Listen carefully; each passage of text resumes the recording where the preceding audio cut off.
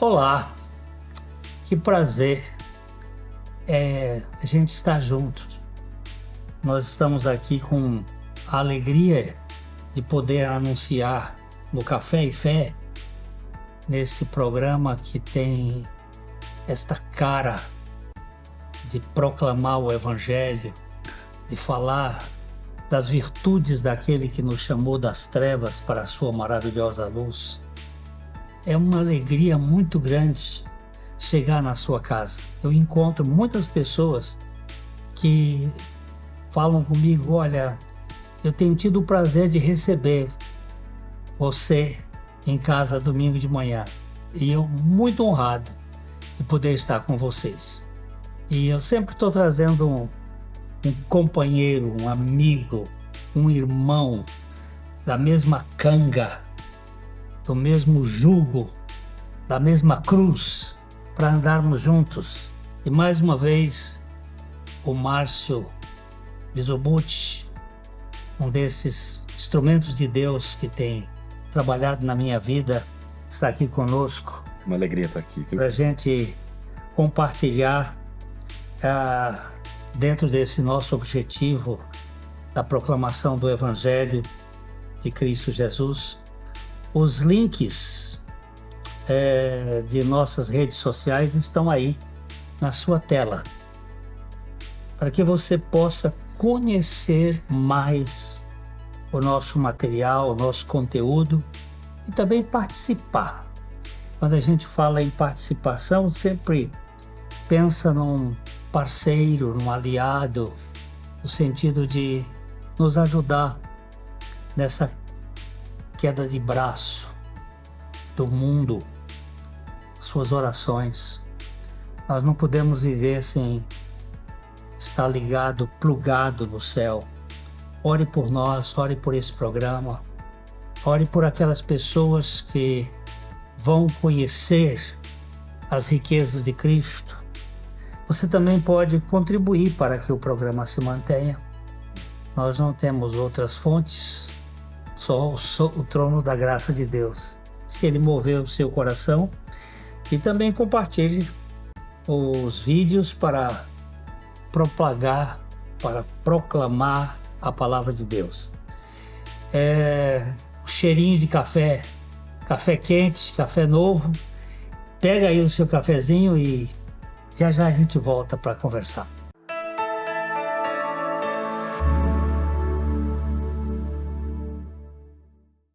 Ótica Higienópolis. Há 35 anos no mercado óptico de Londrina, sempre com novidades em produtos e tecnologia. Nossa equipe está preparada para dar uma verdadeira consultoria, facilitando a escolha de seus óculos para correção ou proteção solar. Ajuste de óculos personalizados, respeitando o conforto e anatomia do seu rosto. Ótica Higienópolis. Avenida Higienópolis, 346, em Londrina.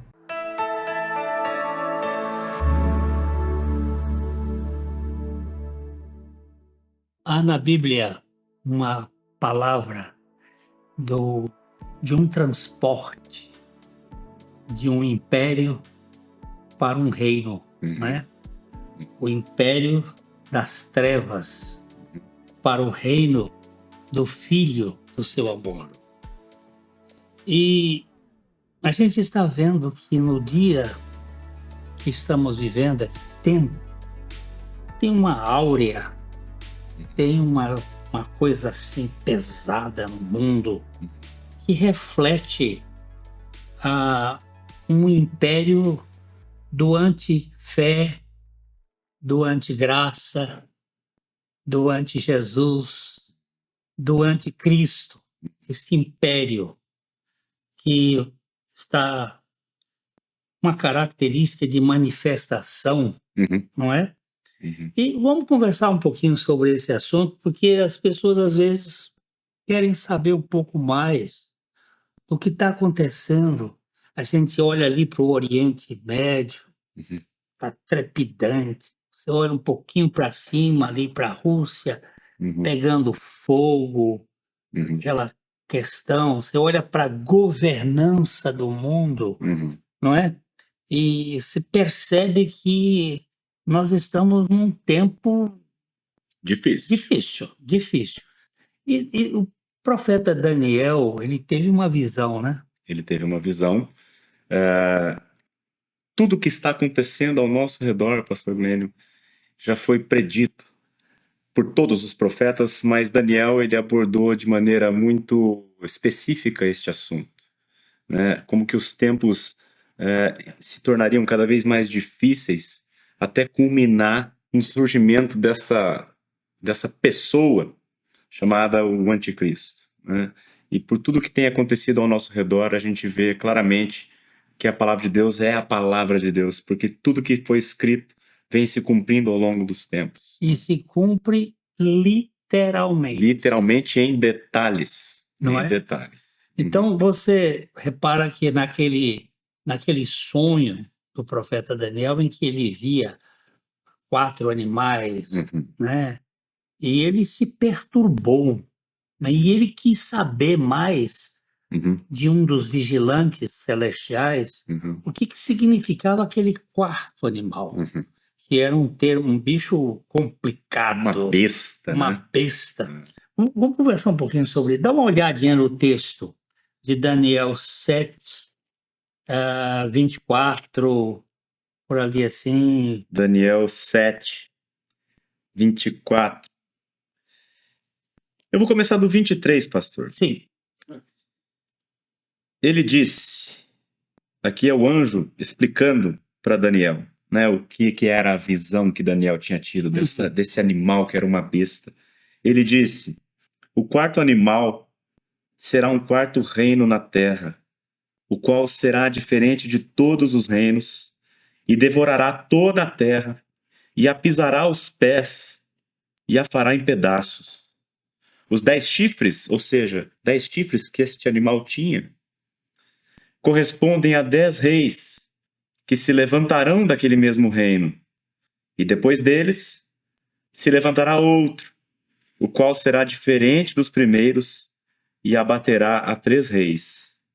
Ele proferirá palavras contra o Altíssimo, magoará os santos do Altíssimo e cuidará em mudar os tempos e a lei.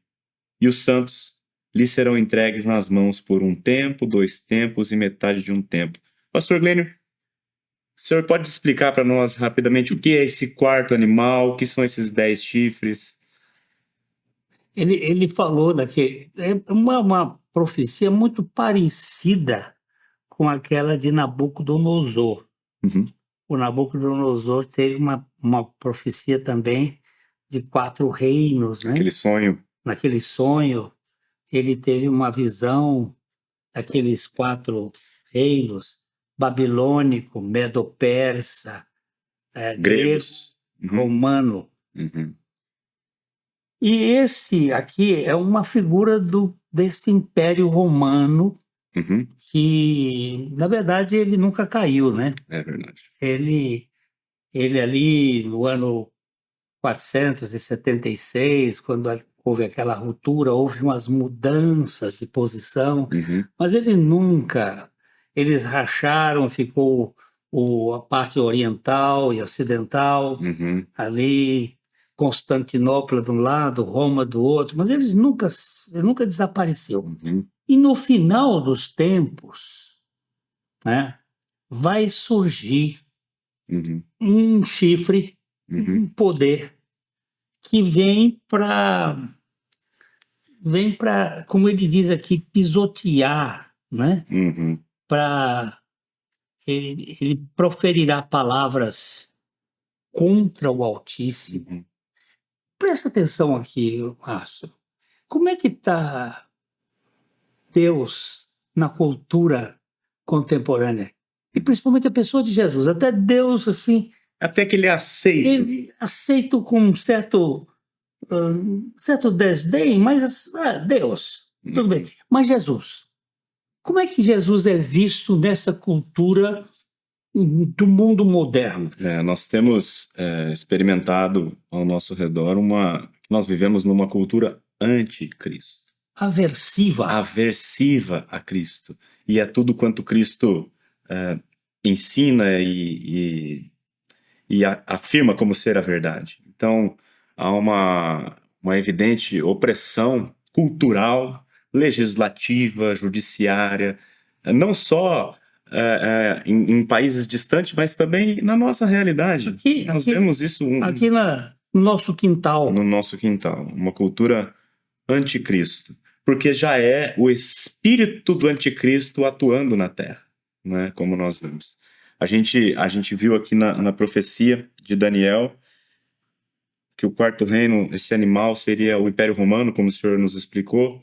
E desse Império Romano surgiriam 10 chifres, que são 10 reinos. Não sabemos ao certo exatamente, mas são nações oriundas do Império Romano. O Newton, no livro dele Apocalipse, Isaac Newton, o grande físico, ele escreveu um livro sobre o Apocalipse, em que ele analisa aqueles países, os godos, os visigodos, os galeses, e aqueles povos que estavam ali naqueles arredores, e faz uma alusão muito forte. E eles não desapareceram, eles miscigenaram. E hoje nós temos essa cultura mundial aversiva, e ele está se preparando aí para o aparecimento de um líder. Olha, eu já vi o Papa se referindo a um xerife mundial, eu já vi o Macron se referindo a uma ordem, uma governança mundial, eu já vi presidentes americanos anteriores falando disso, e isso está se tornando cada vez mais nítido, essa necessidade de um personagem que possa centralizar tudo, porque como é que vamos controlar a internet, como é que vamos controlar a questão das nacionalidades, dos povos todos, né? Então, eu vejo que o último dos impérios da Terra vai ser um império de perversidade, de vileza, e ele está se desenhando no horizonte. Muito forte. Ele... até o senhor, foi interessante o senhor ter citado Isaac Newton, um gênio da humanidade, uma grande mente de todos os tempos, mas ele, quando escreveu um livro sobre Daniel e Apocalipse e as profecias, ele foi tido como louco, porque ele já vivia numa cultura anticristo, não é? E ele foi, ainda que no tempo dele, diríamos hoje, cancelado, porque tratou de assuntos que não convêm para o anticristo, não é? E até os 39 anos, ele andou mexendo com as leis da física e fazendo descobertas e teoremas matemáticos, e ele era o grande. Quando ele passou a falar das coisas espirituais e a observar do telhado da sua casa, não só o mover dos astros, mas o mover de Deus sobre a história, ele enlouqueceu. Ele enlouqueceu. Você sabe que eu tenho uma desconfiança também do Nietzsche. Porque o Nietzsche, ele até escreveu um livro, O Anticristo, né?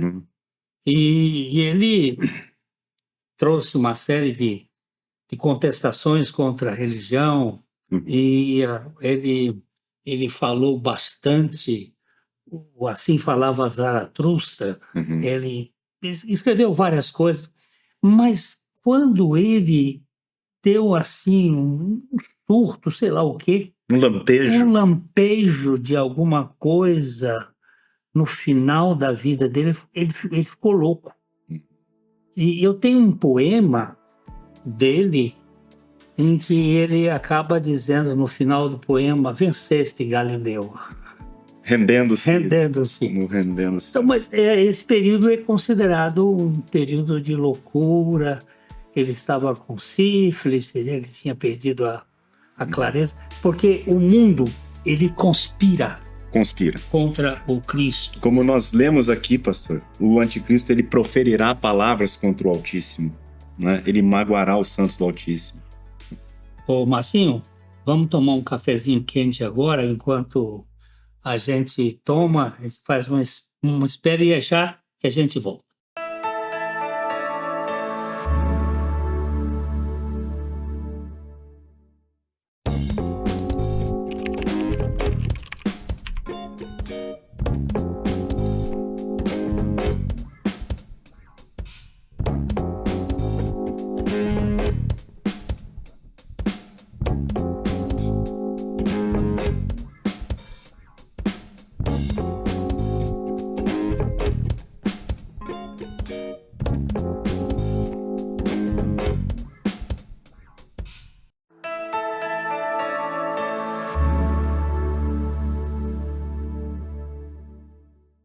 A gente estava falando sobre esse tempo difícil, né? Esse momento, e isso vem de longo tempo. Logo depois que Jesus Cristo morreu e ressuscitou, nós temos biblicamente os últimos dias. Os últimos dias. E em seguida você vai ver que João, o apóstolo João, vai descrever lá nas suas cartas que todo espírito que não confessa Jesus não procede de Deus. Pelo contrário, este é o espírito do anticristo, a respeito do qual tendes ouvido que vem e presentemente já está no mundo. É interessante essa fala dele, essa afirmação bíblica. Ele vem como uma pessoa personificada, mas presentemente ele já está no mundo. Lembrando que João escreveu isso há 2000 anos atrás. É verdade. Então ele já está espiritualmente atuando no mundo por meio daqueles que lhe pertencem. E a gente percebe isso claramente, pastor, pela própria versículo 25 que nós lemos no bloco anterior, que ele proferirá palavras contra o Altíssimo, ele magoará os santos do Altíssimo e ele cuidará em mudar os tempos e a lei. É muito interessante isso, porque nós nunca vimos com tanta velocidade uma mudança de tempos e de lei, mudança de costumes, mudança de verdades, digamos assim, como se a verdade pudesse ser mudada, não é? Mas você vê a Constituição da nossa nação. Ela diz uma coisa e ali tem um poder que desdiz o que ela diz, e até nas chamadas cláusulas pétreas, o negócio troca como convém. Como convém. Mas que tem realmente um poder de mudança de tempos e de leis. Pastor, nós tivemos recentemente os exemplos dos Jogos Olímpicos. E ali, eu não sei, a pessoa que me assiste em casa, mas eu não sei também se o senhor ficou sabendo, mas ali houve na categoria boxe, um homem forte, grande, evidentemente, lutando com uma mulher. Isso é incompreensível à minha mente. Né? A genética XX, o cromossomo XX e XY, ele já não diz se a pessoa é homem ou mulher. Isso, pastor, é o espírito do anticristo já atuando, como o profeta Daniel disse, mudando os tempos e as leis. Uma coisa assim, é uma agressão. E tudo que diz respeito a Jesus, eles vêm no gogó, né? Vêm no gogó. As coisas de Deus, você vê um indefeso, um ser totalmente indefeso, porque não tem um ser mais indefeso do que uma criança no ventre da mãe. E hoje ficou assim banalizado que isto não é assassinato. Isso é uma monstruosidade. É uma monstruosidade e que reflete a ação do anticristo, aquele que vem e presentemente já está no mundo, atuando, mudando tempos e lei. Isso é realmente... Mas Marcinho, será que tem solução para esse negócio aí? Graças ao nosso Senhor Jesus Cristo. Pastor, Não é verdade. diante de tudo que vemos, a tendência que temos é de nos apavorarmos, ficarmos aterrorizados de fato com tudo que se vê, mas a Bíblia, ela nunca vai nos deixar desamparados. Nós temos esperança por causa daquilo que Cristo fez. E o próprio texto, pastor, se nós seguirmos, né, a gente viu uma parte muito difícil ali no versículo 25, dizendo que ele cuidará de mudar os tempos e a lei, proferirá palavras contra o Altíssimo, magoará os santos. Mas o verso 26 tem um mas. E toda vez que tem um mas na Bíblia, pastor, É pra gente parar e olhar com atenção para que tenhamos esperança. O texto segue dizendo no versículo 26, mas depois, né? Depois que essa pessoa instaurar o caos e afligir os santos e fazer o mundo sofrer, o mundo cristão, o mundo do Senhor. E o próprio mundo como um todo. Depois dessas coisas, a Bíblia diz, mas depois se assentará o tribunal para lhe tirar o domínio. Opa! Lhe tirar o domínio para o destruir e o consumir até o fim. E agora veja o versículo 27. Que coisa linda! O reino, você que me ouve em casa, se você tem se assustado, se aterrorizado com as coisas que estão acontecendo e vendo essas coisas todas se intensificarem e você vai afligindo a sua alma, este versículo é para você. Se você crê no Senhor Jesus, é para você isso aqui. Diz assim, o reino e o domínio e a majestade dos reinos debaixo de todo o céu serão dados a quem, pastor? Ao povo dos santos do Altíssimo. O seu reino será reino eterno e todos os domínios o servirão e lhe obedecerão. O nosso Senhor Jesus Cristo, pastor, ele é o rei ele criou tudo isso aqui lhe pertence. Mas hoje há esse mundo, por conta do pecado, ele jaz no maligno, há um espírito do anticristo atuando, mas o Senhor Jesus irá retornar e ele vai reassumir tudo isso aqui. Com certeza.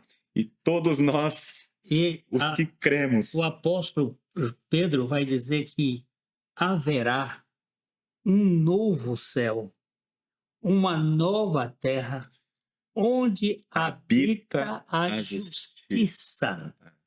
Hoje nós vivemos num mundo injusto, num mundo despótico, numa falta de perspectiva. Eu sei que muitos jovens estão se deprimindo porque não veem horizonte, não veem saída, não veem alternativa. Mas, como você disse, falando diretamente aos ouvintes, o reino e o domínio e a majestade dos reinos debaixo de todo o céu serão do povo dos santos do Altíssimo. Nós não temos dúvida de que este caos será transformado no cosmético eterno, na beleza, porque Deus não fez nada para ser caótico. Nada, pastor. E é maravilhoso aquele texto que o próprio João diz no Apocalipse, que o Senhor mesmo enxugará dos olhos toda lágrima. Nunca mais haverá pranto, nem morte, nem dor, porque as coisas antigas passaram e tudo se fez novo. É essa a esperança do retorno do Senhor, o estabelecimento do seu reino, é isso que mantém nós aqui firmes, cheios de esperança, mesmo em meio a tanta dificuldade desse mundo que jaz no maligno. Não tenha dúvida, eu quero que você saiba que os tempos estão ficando cada vez mais difíceis, que estamos no limiar de uma manifestação de um poder maligno, onde o príncipe das trevas vai estar operando mais ainda, mas também é fato que nosso inimigo será totalmente destruído. Se você não tiver essa esperança, você vai ficar num beco sem saída. Mas se você olhar para Jesus e tiver a consciência do que o profeta disse aqui, é que há uma esperança e certeza da vitória de Cristo. Que por causa dele, eu durmo sabendo que o mundo está conturbado, mas vai ter uma madrugada radiante.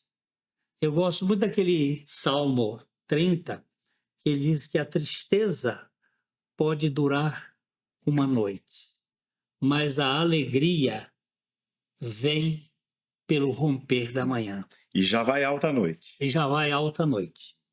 Então, eu penso aqui naquele dia da crucificação de Cristo, da expressão, eu ouvi essa expressão do Padre Godinho, que foi um político também de Minas Gerais.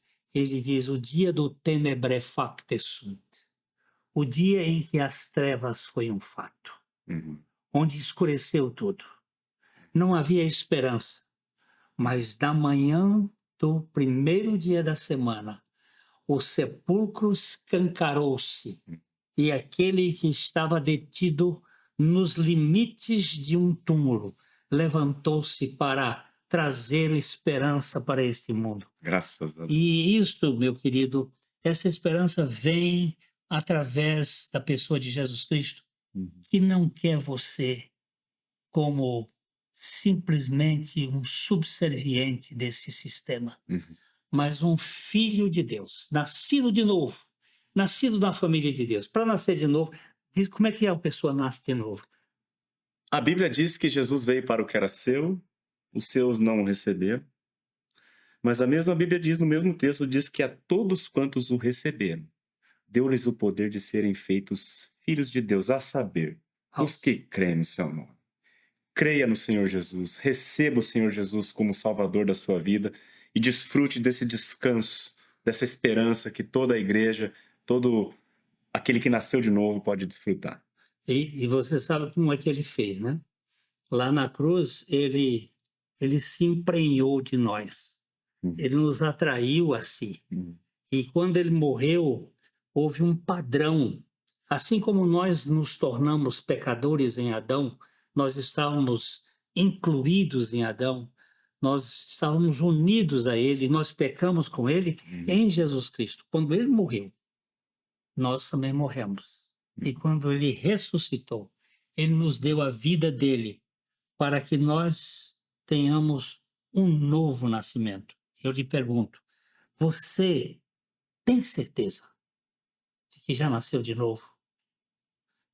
Tem um lugar aí na sua casa, onde você mora, ou em algum lugar, onde você pode entrar, estar de joelho, fechar a porta, ou dizer: Senhor, me dá certeza de que a morte de Jesus foi a minha morte. E me dá um coração novo em Cristo Jesus. É isso que nós gostaríamos de deixar com você.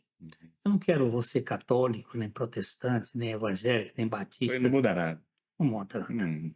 Mas se você for uma nova criatura em Cristo Jesus, certamente você terá, mesmo que tiver que passar por toda essa tribulação do anticristo, você vai passar triunfante, confiante.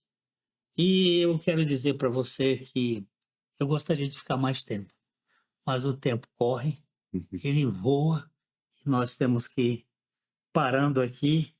A nossa palavra aqui é até o nosso próximo encontro, onde nós podemos tomar esse cafezinho aqui quentinho. O meu já está meio frio aqui, mas nós vamos tomar outro cafezinho quente e você receba o nosso abraço, aquele abraço de coração para coração. Até a próxima.